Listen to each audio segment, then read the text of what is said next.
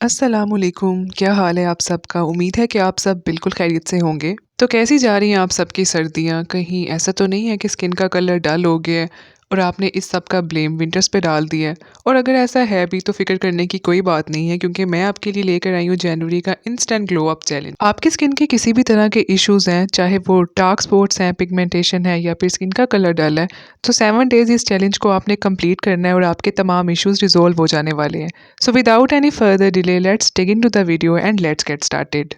The first thing you consume in the morning is basically something that is deciding your health. तो इसीलिए सबसे पहले हम लोग एक मॉर्निंग ड्रिंक तैयार करेंगे। इस मॉर्निंग ड्रिंक की खासियत ये है कि इससे आपकी तमाम बॉडी, लिवर और किडनीज वगैरह डिटॉक्स हो जाएंगी और फिर स्किन के ऊपर ग्लो आएगा। इसके लिए सबसे पहले हमने एक लेमन ले लेना है। लेमन थोड़ा सा बड़े साइज़ का था, तो इसे मैंने हाफ़ जो है वो ऐसे ही कट कर दिया और हाफ़ के मैंने स्लाइसिस बना लिए। जब भी कभी बॉडी को डिटॉक्स करने की बात होती है तो ऐसा मुमकिन ही नहीं है कि वहाँ पे लेमन्स का ज़िक्र ना आए। तो इसीलिए अब हमने क्या करना है कि एक मग के अंदर ये लेमन स्लाइसेस ऐड कर लेने और हाफ़ लेमन मैंने यहाँ पे बचा लिया, उसे बाद में यूज़ करेंगे। फिर इसके ऊपर हमने हॉट वाटर पोर करना है। नीम गर्म पानी नहीं ऐड करना, बॉइलिंग वाटर नहीं ऐड करना, सिर्फ़ और सिर्फ हॉट वाटर ऐड करना है और फिर जो हाफ़ लेमन था उसे भी हमने इस तरह से स्क्वीज़ कर लेना है। अब आपने इस ड्रिंक को 10 से 15 मिनट के लिए स्टीप करना है, यानी कि ढक के इसको एक तरफ रख देना है, ताकि लेमन्स और लेमन पील्स के जितने भी फ़ायदे हैं वो तमाम के तमाम हमें अपनी इस ड्रिंक में मिल जाएँ।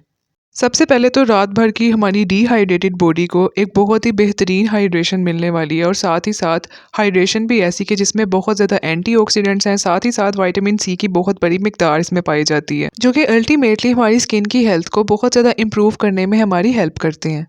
अब इस ड्रिंक को कंज्यूम करने के एटलीस्ट 30 से 35 मिनट्स के बाद आपने इन दोनों ऑप्शंस में से कोई एक ऑप्शन कंज्यूम करनी है। या तो आपने एक मीडियम साइज़ का एप्पल लेना है और इसे आपने छिलके समेत खाना है, या फिर आपने 2 खजूरें जो है वो लेनी है।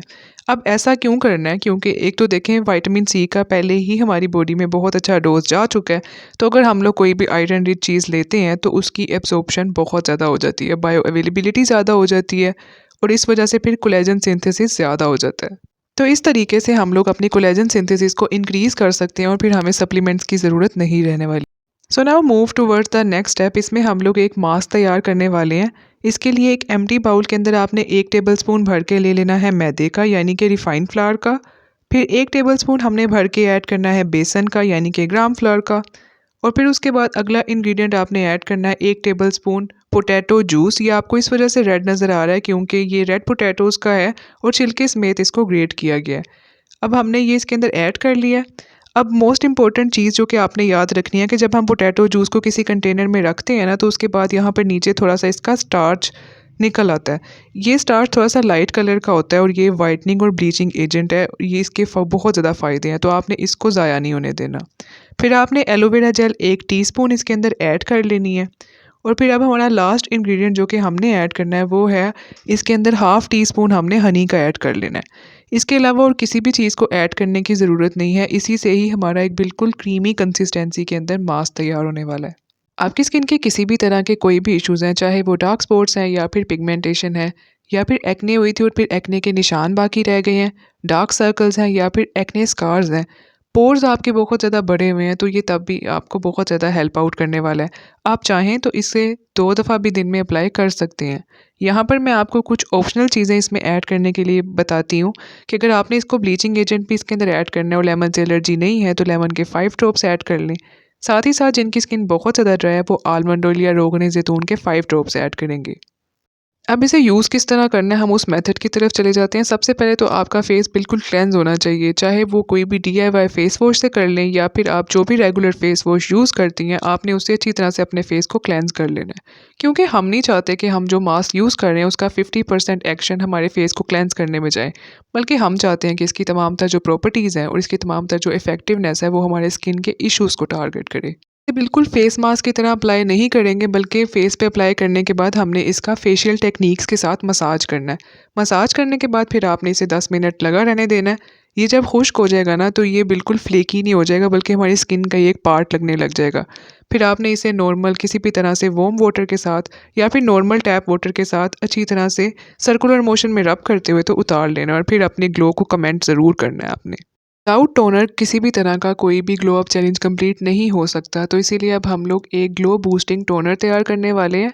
ये टोनर इतना इफ़ेक्टिव है कि ये हमारी स्किन की पीएच को तो बैलेंस करेगा ही, साथ ही हमारी स्किन को बहुत ज़्यादा बेनिफिट देगा।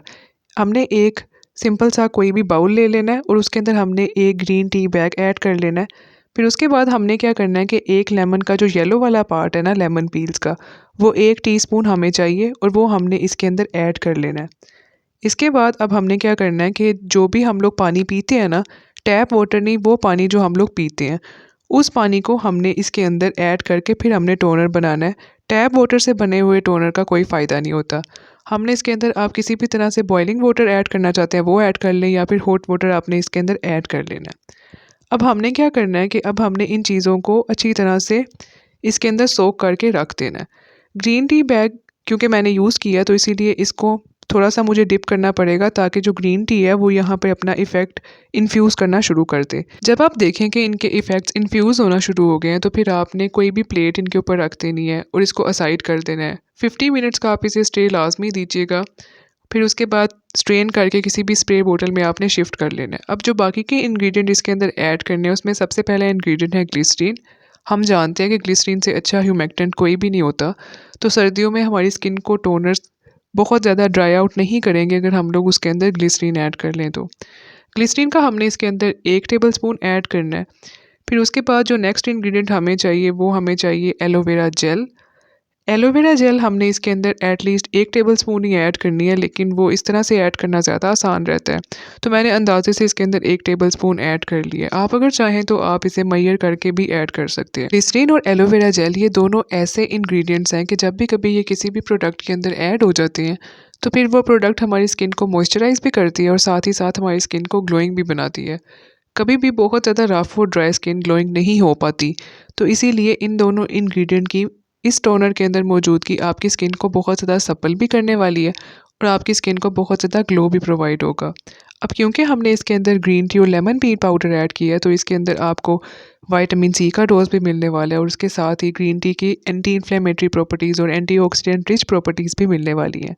तो आपने इस टोनर को ज़रूर बनाना है और आपने इसे इस चैलेंज के लिए ज़रूर यूज़ करना है। एटलीस्ट 4 टाइम्स आपने इसे अपने फेस पे स्प्रे करना है और उसके बाद जो भी आप अपना मॉइस्चराइज़र रेगुलर वाला यूज़ करते हैं तो वो आपने यूज़ कर लेना है। हमारा फेस 43 फेशियल मसल्स के साथ मिलके बना होता है जिनकी वजह से हम अपने फेशियल एक्सप्रेशन को एक्सप्रेस कर पाते हैं।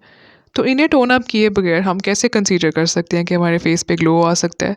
तो यहाँ पर मैं आपको कुछ आसान सी फेशियल योगा एक्सरसाइज दिखा रही हूँ जिन्हें आपने बिफोर बेड 10 टाइम्स रिपीट करना है और फिर आप मुझे बताइएगा कि आपके फेस पे ग्लो कैसे नहीं आता। इसकी वजह से हमारे फेस की सर्कुलेशन इंप्रूव होती है, जो स्कार्स हैं उनकी अपीयरेंस कम होना शुरू हो जाती है, स्किन का टेक्सचर बहुत ज़्यादा इंप्रूव हो जाता है, फेशियल मसल्स को स्ट्रेंथ मिलती है तो पफिनेस भी डिक्रीज हो जाती है और स्किन के ऊपर बहुत ही रेडिएंट ग्लो आता है। तो आपसे बिफोर बेड टाइम आपने इन्हें कभी भी मिस नहीं करना। तो अब इस चैलेंज के डूज़ और डोंट्स को हम डिस्कस कर लेते हैं। सबसे पहले तो भाई यूनिवर्सल ट्रूथ, हमने पानी बहुत ज़्यादा पीना है। पानी पिएंगे तो टॉक्सिन्स फ्लश आउट होंगे और उसके अलावा हम लोगों ने बहुत ज़्यादा जंक फूड नहीं खाना, बल्कि जंक फूड इस चैलेंज के दौरान बिल्कुल भी नहीं खाना। उसके अलावा बहुत ज़्यादा जो हम लोग बेकरी आइटम्स खाते हैं अगर हमारी डाइट का हिस्सा है तो हमने वो नहीं लेने। फ्राइड फूड और बहुत ज़्यादा फास्ट फूड नहीं लेना। सन ब्लॉक को बिल्कुल भी मिस नहीं करना। अगर हम लोग घर पे हैं, बाहर बादल हैं, सूरज नहीं निकला हुआ, तब भी हमने सन ब्लॉक को लाजमी अप्लाई करना है। उसके अलावा जो हमारे दिन का एंड है वो किसी भी कहवा से होना चाहिए या फिर आपने 1 कप ग्रीन टी लेनी है। तो आई होप कि वीडियो आपको अच्छी लगी होगी, तो प्लीज़ मेरे चैनल को सब्सक्राइब कर दीजिए। आप बेल आइकन भी प्रेस कर दीजिए ताकि आप और मैं कनेक्टेड रह सकें। Stay happy and stay blessed.